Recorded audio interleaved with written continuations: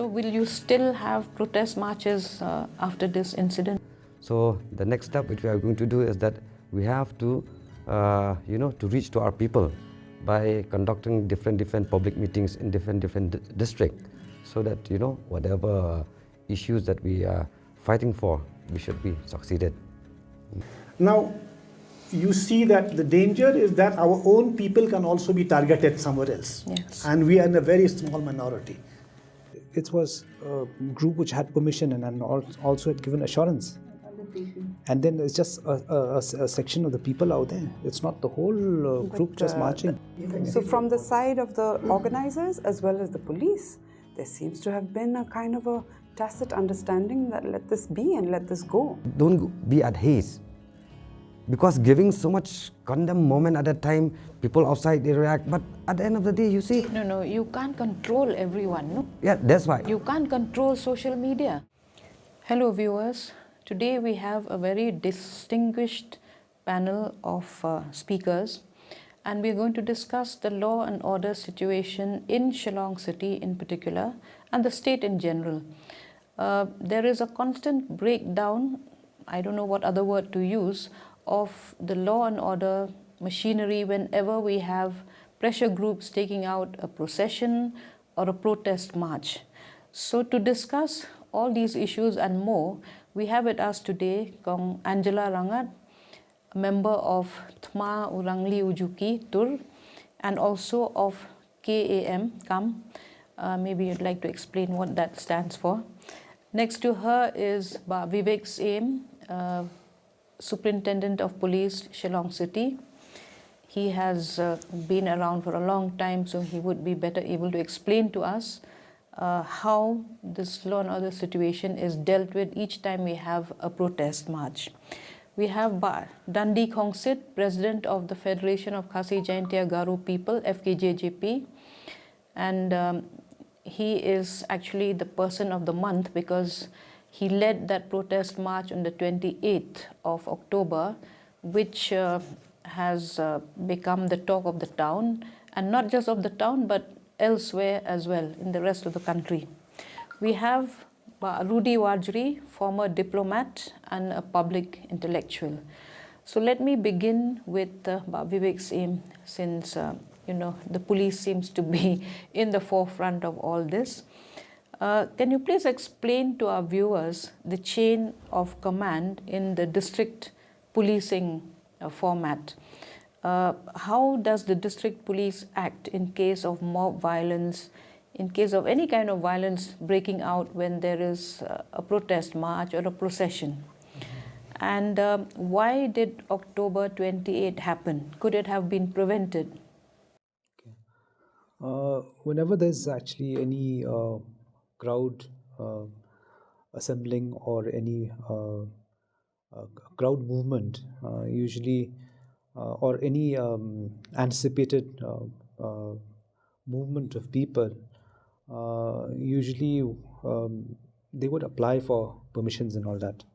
And but there are also certain occasions where people would just assemble and then march up to the secretariat. For programs which actually people ask for permissions, we make a deployment program, and accordingly from the SP downwards to the sector officer, we detail personnel on the ground. We also give our deployment plan to the Deputy Commissioner, who allots magistrates along with our sector police officers on the ground. And precautions are taken to ensure that vulnerable areas are not hampered. Normal working is in the flow is there. Traffic movement is not obstructed. So all these things are taken into account. When permission is asked for, we give conditions, and we send these conditions to the Deputy Commissioner. Based on that, then the permissions are given. With regard to the 28th, permission was sought for. It was not like any other procession which is actually without permission they would march up and all that, and then we would have a confrontation, stop them, magistrate would come. There would be a bit of a lot of confrontation mostly, and sometimes it goes to different degrees. But in this instance, permission was asked for, assurance was given. There was, I think, an element of trust also out there. And of course, from the police, we took precautions. We took certain precautions, but and we gave certain conditions also out there. And based on that, the procession took place. We did not expect that it would turn the other way. And very unfortunate, in fact, but it's a learning lesson for us. And yes, I agree that there were certain shortcomings and lapses and all that, where probably, on hindsight, yes, it could have been averted, very much averted and all that. And we're working on that. In fact, we're a very robust team, right from the DGP to the last man on the ground, because every person needs to know how to act. And after this incident happened, in fact, we've done a lot of stock taking. Our DGP has reviewed, Chief Secretary, Chief Minister. We brought out new SOPs. And this thing should not happen again. Very unfortunate it happened. But with all these new things in place, I think it's a learning lesson for us. But Dundee, you are leading a very well-recognized pressure group which has been around for a long time, which has been led by people like Arden Basayomon. So how did that happen? Was it an infiltration by people you don't know? Was it by members of your own group that did what happened on the 28th of October? And why is it that people fear the pressure group so much, especially the commercial areas? Why do they have to close their shops every time somebody takes out a procession? I would like to state from the organization side, let people know what I'm going to say today also, why we hold this rally. The motive of holding this rally is about the educated unemployment youth of our state, which they are facing for a long time. And there are some agendas which we, from our side, we like to put forward in front of the government. So actually, the motive of the purpose of holding this rally is to gather the youth, to create a platform for them that they can voice their own grievances which they have been facing for all these past few years. So from the starting point, when we start the rally, our Chief Organizing Secretary through the PA system have already, announced that this is a peaceful rally. So at the time when we proceed ahead with the rally, we don't expect there will be a massive participant of the youths especially.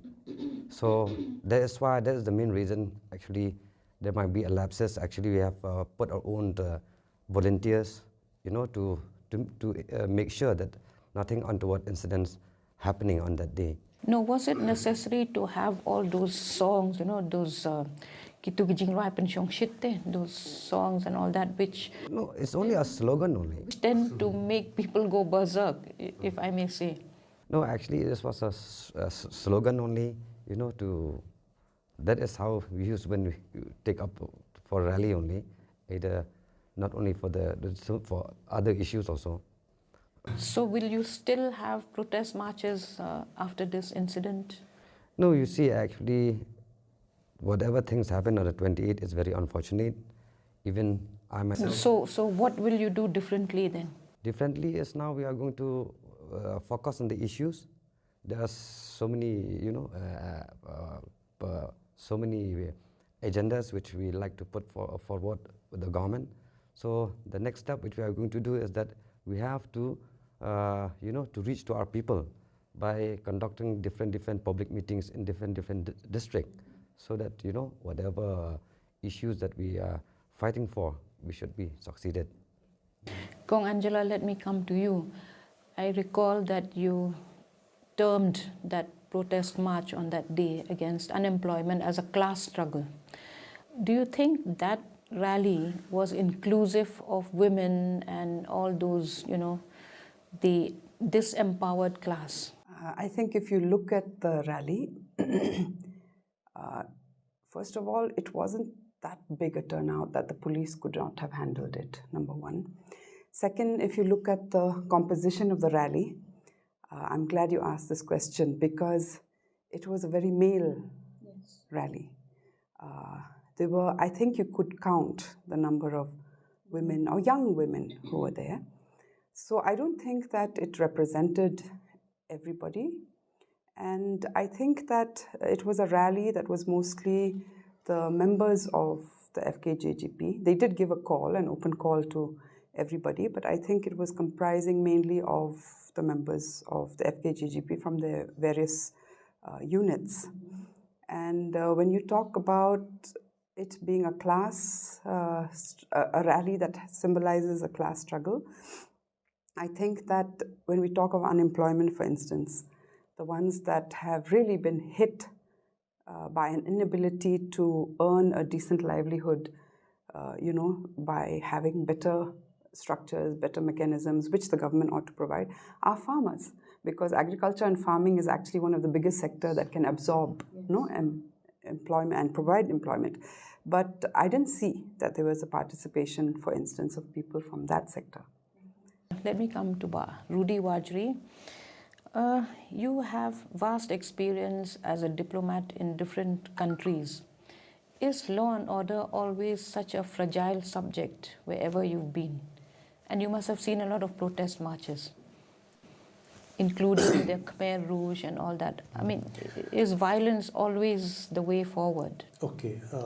First of all, I'd like to say that in a democracy, protest rallies is a legitimate form of airing your grievances.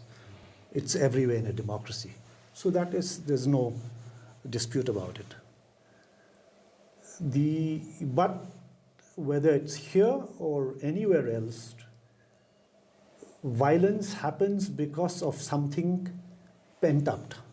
It could be genuinely because of the issue at hand.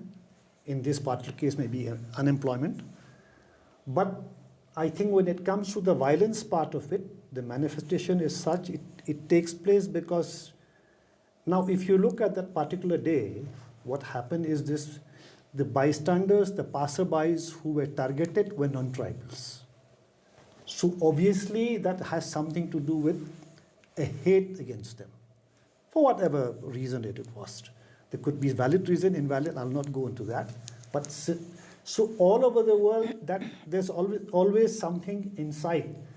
And it's very difficult for organizers to really control it. The passion that it can lead to anything which is uncontrollable anywhere around the world. Now, one thing I would like to say, the danger of these things happening. Now, for instance, the immediate repercussions of that, what happened was, we also have some guest house Airbnb type. Tourists cancel it immediately. So who loses in the process at the end of the day? Okay. So apart from that is that since I live in Delhi for a long time, I studied in Delhi, I was abroad and everywhere, of course. Now, you see that the danger is that our own people can also be targeted somewhere else. Yes. And we are in a very small minority. If somebody, suppose. So this is something which I think is very important, that for organizers who really organize it, to what extent they have this responsibility to control it. Because when it takes to violence, then, it becomes very, and it defeats the very purpose for which so that is the unfortunate part of it. But Vivek, on that day, what was clearly visible is that there were policemen on duty. They witnessed the violence, but they didn't act. So why didn't they act? What are they supposed to do when they see that kind of violence? Are they not supposed to prevent it? There is no... And I want to also ask, isn't there a laid down brief, a set of protocols to be followed? No, there's no excuse for not acting. I totally agree to that there's no excuse for not acting. In case any cognizable crime is seen, you have to act, come what may. non-commission cannot be excused. What is unfortunate is that the cameras were mostly on where police were not acting. But there were many instances, even in that Malki Dhankiti stretch also, where police acted. Our sector officer himself actually intervened in so many places. Those not captured. But it's more of these skirmishes which were captured and all that. But very unfortunate that the men out there just passively looked on. Yes, there were instances. It is unfortunate that they, just looked on and all that, but they should act. And that is why... So was there a case of dereliction of duty by some cops? And if so, is any action being taken against them? See, these were actually sporadic kind of attacks. It was not this whole procession which actually had attacked people. There was just a group of people out there. Usually we have the tactical teams to actually engage all this. But the route was very long, the timing was not right, the place was not right. Yes. Can I just one small? Yes, please. No, I just want to know, do you have the enough manpower to deal with it? See, to take on, that's why I said, there's an element of trust, and we didn't expect that thing would happen. Whereby it's not like some group which would march up against, the whole procession would march up against an establishment, or march up against the police, or march up against any office or something. But it was a group which had permission and also had given assurance. An undertaking. And then it's just a section of the people out there. It's not the whole group just marching. But precisely, if you think that it was a section of the people, the first initial attacks had happened in police bazaar. Yes, but... So how is it, that there wasn't quick enough response to pull out those boys? Because if you look at the footage, it's the same boys also who engaged in violence again at the Dhanketi. So from the side of the organizers as well as the police, there seems to have been a kind of a tacit understanding that let this be and let this go. No, I totally disagree with you. Yeah. There's no tacit understanding. We have to act. Like I said, it was very unfortunate. There are those instances where you see a policeman or constable walking. For engaging, actually, you really, for having a full engagement, like I said, the timing was not right, the place was not right. The real showdown was actually in the Dhanketi. You would have here and there, of course. I want to ask you, did you choose the date and the time? Did the FKJGP choose it? Yeah, we choose it. Actually, it should be on the 21st of November, but because of this Wycliffe death anniversary, so we shift it on the 28th. You see, actually, first and foremost, I would like to, refer whatever Kong Angela Rangad said, that, there be a classified participant in this in our rally. Mostly, it'll be from the member, only from the member of the organization. But there's, as she already, highlights that the most defective with regards to the employment is the farmers from the farmers sectors. Kong Angela is like this only. Actually, is very fortunate that we don't invite the farmer cell of the FKJGP. The FKJGP having the farmer office at Molangan, it has been known as the Kayiyang Joginorep. So almost we have around 15 to 16,000 numbers of farmers. And the FKJGP has played a very important role during the lockdown. How to support the farmers regarding the, bringing their vegetable products from the villages to distribute to each and every locality. We walk along with the agricultural department, and our volunteers are members of the agricultural cell. Even me, we have, risked ourselves also coming up in those kind of crises. So that's why it's very fortunate we don't involve them. If we involve them, I think it'll be a turn up a huge masses. So that's why, like from our side. So that was mainly from Shillong, is it? From Shillong, and They were, all those volunteers are from Shillong? No, actually some headquarters want to participate, because we have seen once we have given the press conference. The first day we addressed the issues, and we addressed the issues with regards to the, with the engagement of the consultant also in the state, by the state government. We asked the government to kindly come clearly what are the interests of engaging these consultants in the state of in our states. So those are the points which I want to clarify from my side. So were you able to put those points forward on that day? Yeah, we have told the government that we have asked for the. Have you submitted a memorandum? No, not yet. Up to now, not yet. No, it was an interesting question you asked, Kong, because about the date and the time. Because as you said, it was wrong place, wrong timing. Just to come back How was it that they were allowed during the school hours? When we asked for taking out a rally against violence against women, we're specifically told to wrap it up by 12 o'clock or 1 o'clock before the schools get over, you know? So why this impartial? No, there's no impartial. I'll frankly to inform you that our volunteers and the police, they have, trying their level best. But I'll tell you, it is the unexpected turn up. As you have said, if you have come in the, attend in the public meeting at Madan Yorngap, there you can witness. I saw that. So I saw that. Just to reply to Kong Angela, actually, when one or two incidents happened, or I think one incident happened in Police Bazaar, one or two incidents happened, we started sanitizing the place ahead so that vulnerable people don't get thing.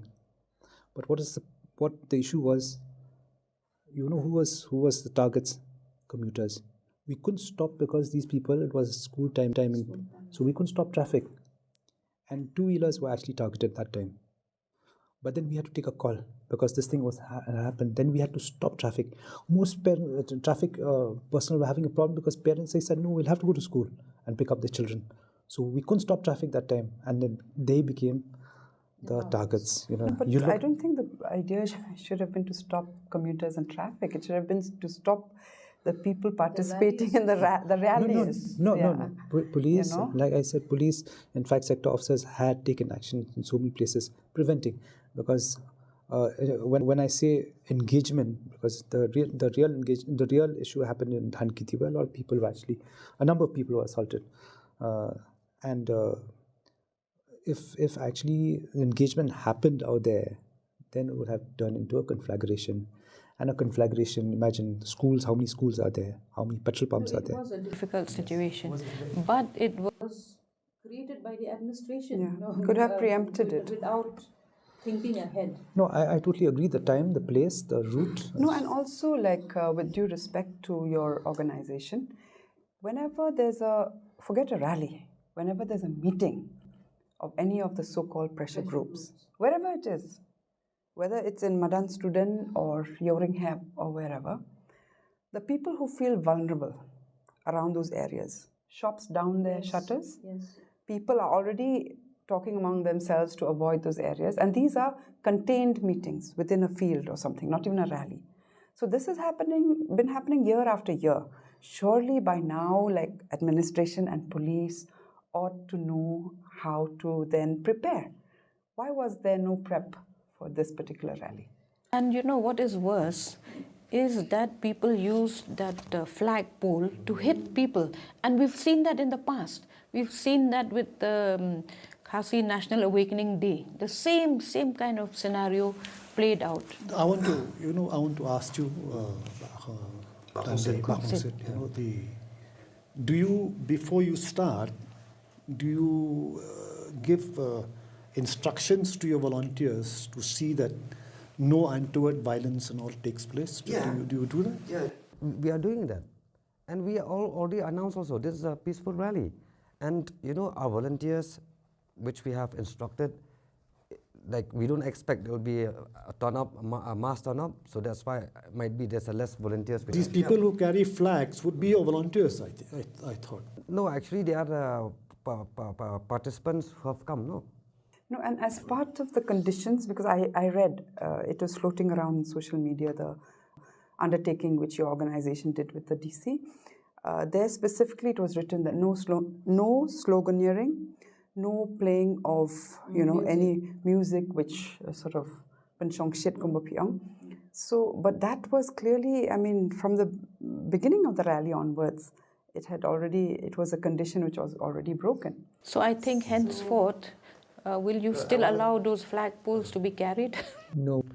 Can I refer what the Rudi, Warjri have said. Like you see, yeah, incident has occurred. But the thing is that, like I would like to, like to give my, my thanks to the SP of the East Cass Hills regarding the statement which he has given, that there's only 3 minor simple injury which only medical aid have been released. That's why actually to tame the the unwanted like video viral spreading outside. I think we all as a citizen, if we really concerned about the image of our society or of our state, we should don't be at haste. Because giving so much condemn moment at that time, people outside they react. But at the end of the day, you see, You can't control everyone, no. that's why. You can't control social media. That is a fact. And I think social media. That's why. See, and you look at the targets. It was targeted violence, and people who feel vulnerable naturally they look for. The comments which are given in the media, they say that it turns violence and bloodshed. Without proper verifying. Things that are going on in social media which, revs up people's emotions, even pre-rally, even when there's no rally, you can see the kind of, instigation that happens against the other. Yes. That is what is playing on people's mind, even when they're coming for I want to make one point. Can I make one point? No, you cannot say let's personally, cover up and let's not the show issue. world. What happened. We have to acknowledge it. No, personally, I just want to I want to emphasize this part. No, personally, in fact, the issue which you took up was very correct. Let me tell you. I'm 100% support with you. Let me tell you. I said this is the right thing because it's a fact that there's a lot of unemployment here. There's no denying. But I felt sad when I saw that it became instead a tribal, non-tribal kind of thing, or Khasi, non-tribal. That really, I felt very. Thanks for the saying. You see, there are the result of the 2019, if I'm not mistaken, the police recruitment. So, as per our findings, there are name of non-tribals also within the recruitment of the police. So, we fight for the, we are asking the government to immediately declare the result of the recruitment of the police. Means we are fighting only for our tribal, but there's the name of the non-tribal also. No, that is fine. That is fine. On board. That is fine. What we are talking here is see, you have led a pressure group for some time now. You should have anticipated these sort of things because this is a something that can be foreseen. It has happened in the past and it will continue to happen unless you are very, very sure who are the members of the FKJGP who were there. Were they all members of FKJGP or did you allow others also to join in? Is that a good thing to happen? Yeah, that's why actually our intention to organize this rally is to create a platform for the deprived youths. You mean all the deprived youth? Yeah, but we know that so many call us, but even from the Giant Hills, they told us, we wanted to attend the rally, but we don't have money. So we told you, we don't have money to pay you. If you want willingly, you can come. And from West Cass Hills, Southwest Cass Hills. So, but the thing is that, our intention only is for the issues which we still going to focus from now onwards. But yes, incident happened, so it happens. But the thing is that what I wanted to say, individually or only the organization, only the FKJP, we cannot, bring out the changes in the society. We need everyone, like even a stakeholder like you all, to come up together. But because why? Every time when we try to address the issues, what have been said by Rudi, he told that, yeah, okay, fine, the issues is very good, but the way of conducting is not expected. But I think that's why I know now whatever issues we're trying to discuss to, I think it's better that us responsible individual, we should come up together and focus on it. But whatever things that happen, which brought down the image of the state, we have to deal with it also. Now, one thing is very clear, that rule of law cannot be broken. Yes. And one thing everybody should also know, that if anybody breaks the law, legal action will be taken. And you have seen also in the DSM, we have whoever has indulged in any criminal activity, we have dealt with them. So with a firm hand. One thing is what I saw in this incident was, like I think what Khongsit also said, this time the kind of videos which when played over and over again, and the kind of comments also, the kind of rumor mongering.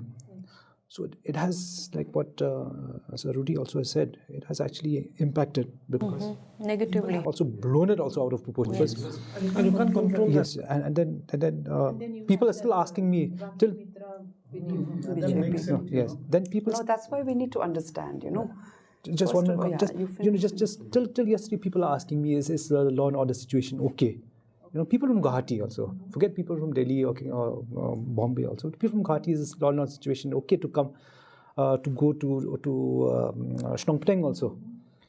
And I'm saying, yeah, that was long time back.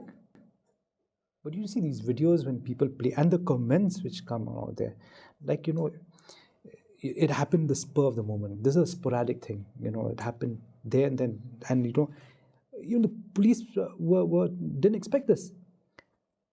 But then this thing of playing these videos and all that, it has a very debilitating effect on cascading effect kind of thing. Yes. And then I'll tell you, it hampers, say, business and all that. It really hampers. So mass media can play. Social media can play chaos. Yes. I will have to differ with you, Vivek. You cannot say that it was a spur of the moment violence. It was sporadic.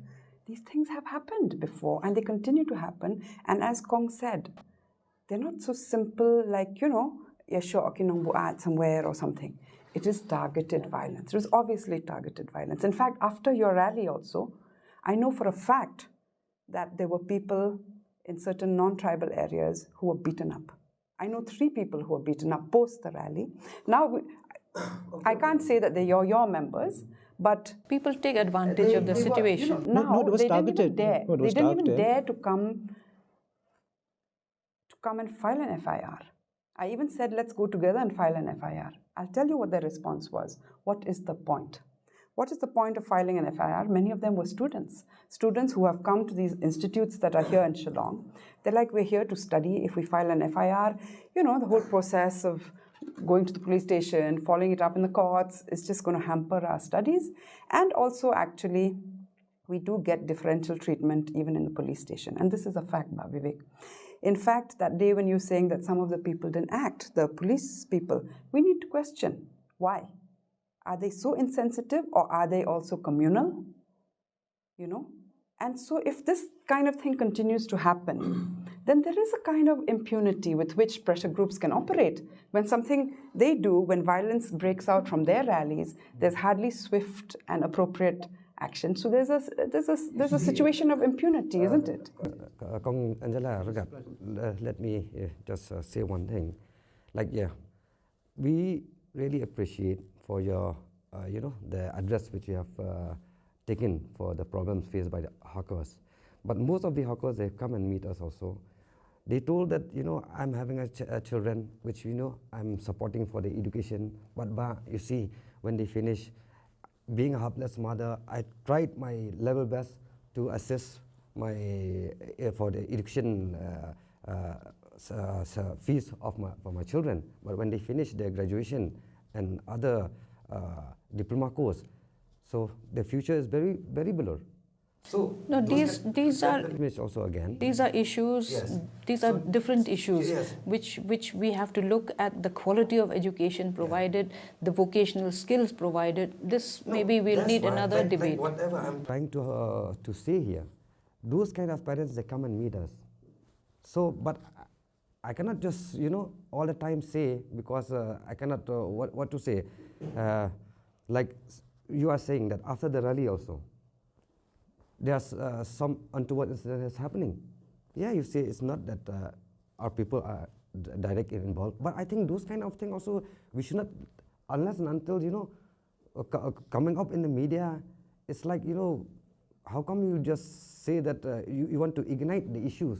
I think it's better not. It's not like that. It's not like that, Khongsit. I'm highlighting what We is the truth we on the have ground, the what is media there. has to report what it sees on the ground.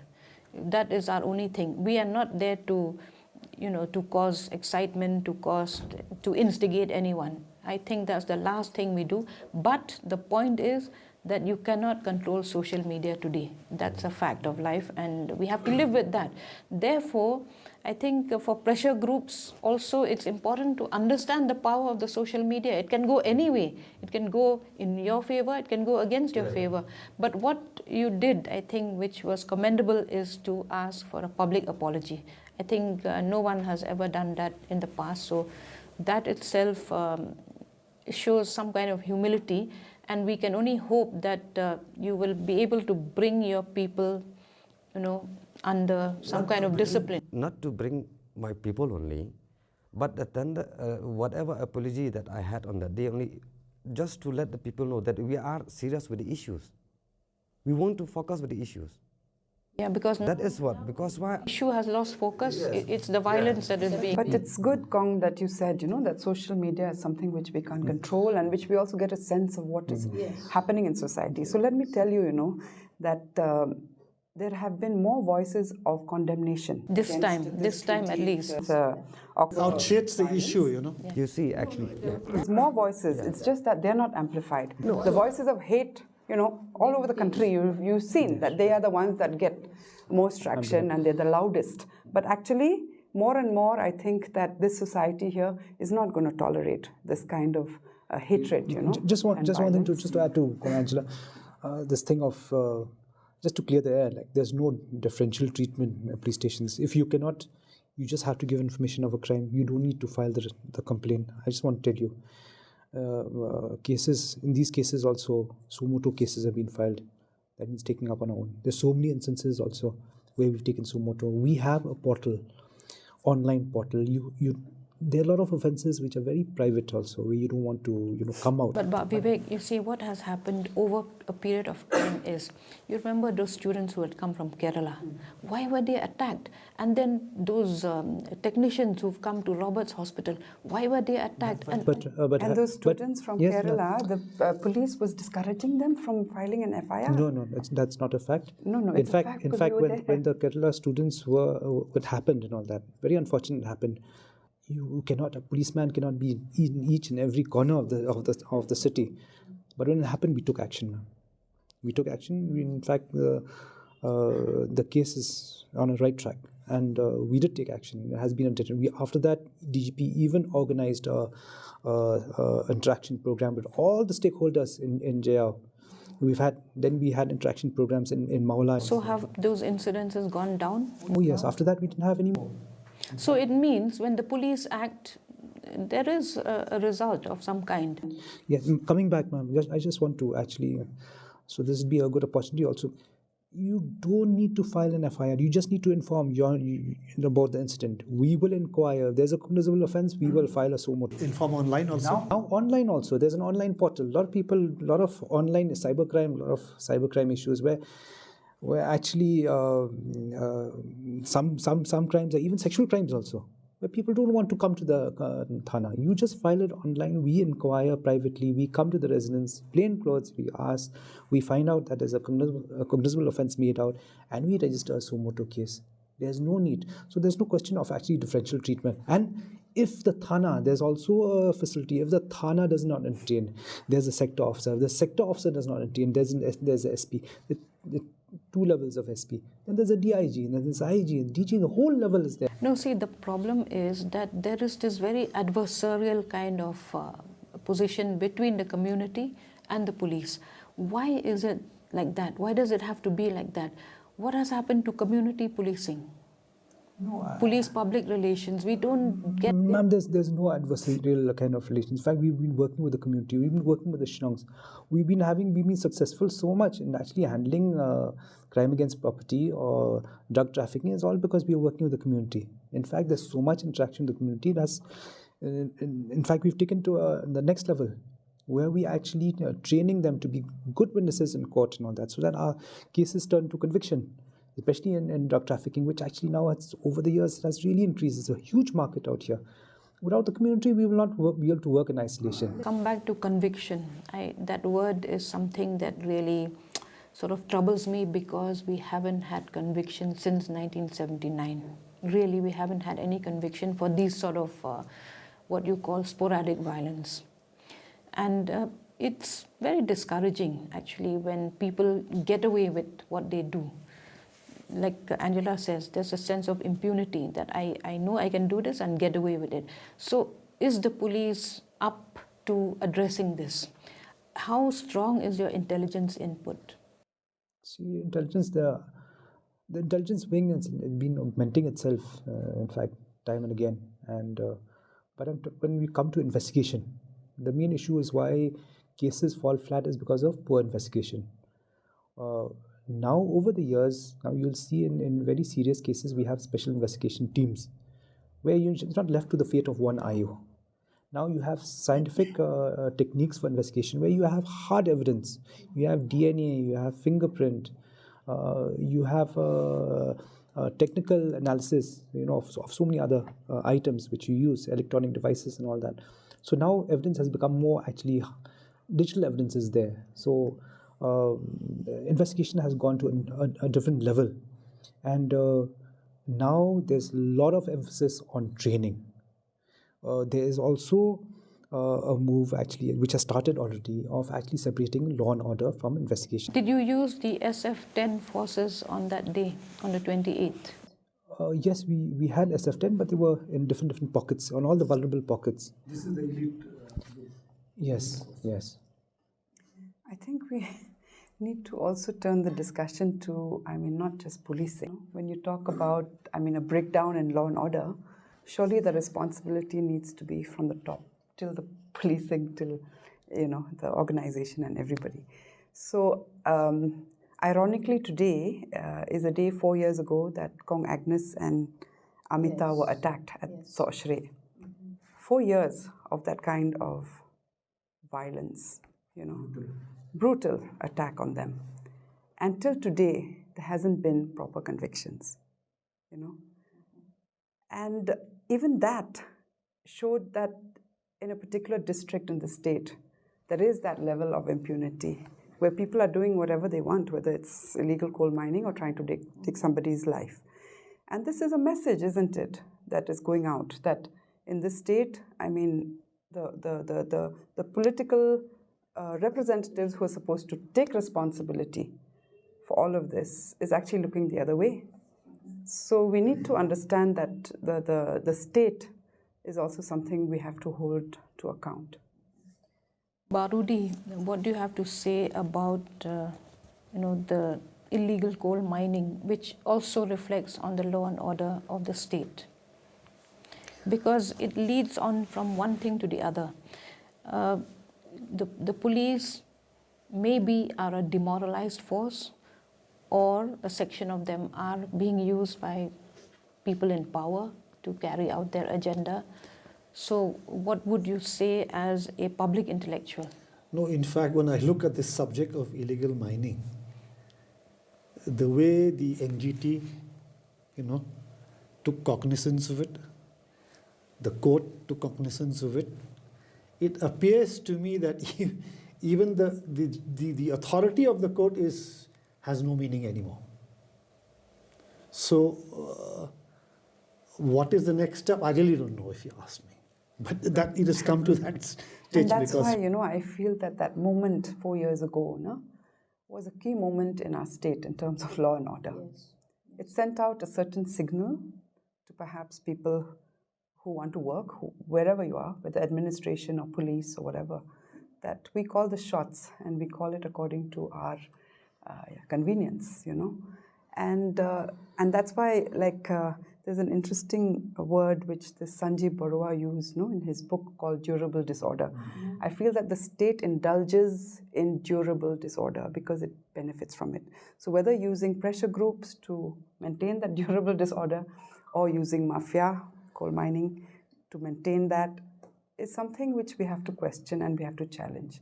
Otherwise, I think the state is headed for a really bad time, and whether we like it or not, this reputation of it being like that, social media or no social media, it's a reputation that is coming out from what is really happening. In fact, to me, the nexus that is taking place, or call it the vicious circle that is taking place, is something which I really don't know where you can really tackle it. One thing I want to add, Khongsit, because as I said, that the issue of unemployment is the correct issue. I think you should continue to, but I would request you that in fact take it in a more holistic way, in the sense that why there's an unemployment, fine, the government has to do a lot of role in this whole aspect. They are the main actor for this, that is correct.